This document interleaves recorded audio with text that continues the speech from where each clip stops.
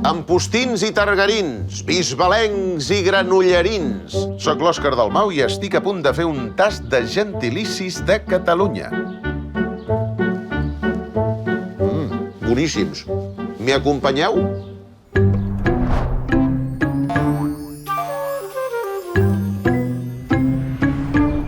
Els gentilicis són noms amb els quals es designen persones, animals o coses en relació amb el seu lloc d'origen. En català hi ha diverses terminacions per crear gentilicis a partir de noms.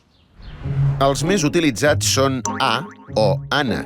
Per exemple, manresà i manresana. Enc o enca. Begurenc o begurenca. És o esa.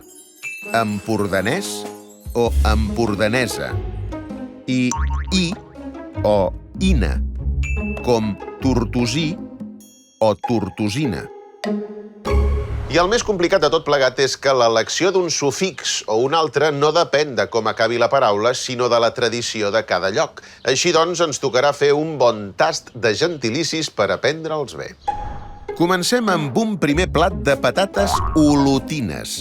Delicioses, acompanyades de botifarra negra borgenca, és a dir, de les Borges blanques, i carxofes sanfeliuenques, de Sant Feliu de Llobregat.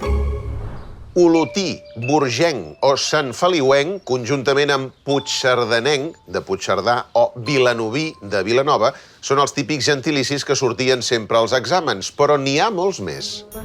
Us proposo continuar el tast amb un arròs caldós ebrenc, una bona llonganissa bigatana i, per postres, unes pomes gironines. Brutal! A mi el gentilici que m'agrada més és el de trem, trampolí. No, que aquest trampolí de saltar s'escriu amb A i el gentilici amb B. Oh, i el de Santa Coloma de Farners com era? Colomenc. I ara que ja hem vist uns quants gentilicis, és hora de practicar les vostres habilitats. Us ho posaré fàcil. Us demanaré alguns gentilicis que han sortit al vídeo. Com es diuen els habitants de... Trem. Tortosa.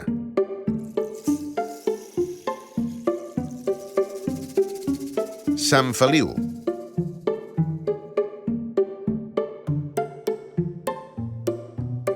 Olot. Puigcerdà.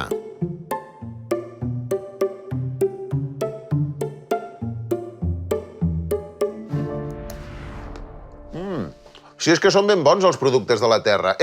I això només ha estat un tastet. Us deixo amb les respostes i jo continuo amb el tast. Apa, siau. Els de Trem són trampolins i trampolines. Els de Tortosa, tortosins i tortosines. Els de Sant Feliu, sanfeliuencs i sanfeliuenques. Els d'Olot, olotins i olotines. I els de Puigcerdà, puigcerdanencs i puigcerdanenques.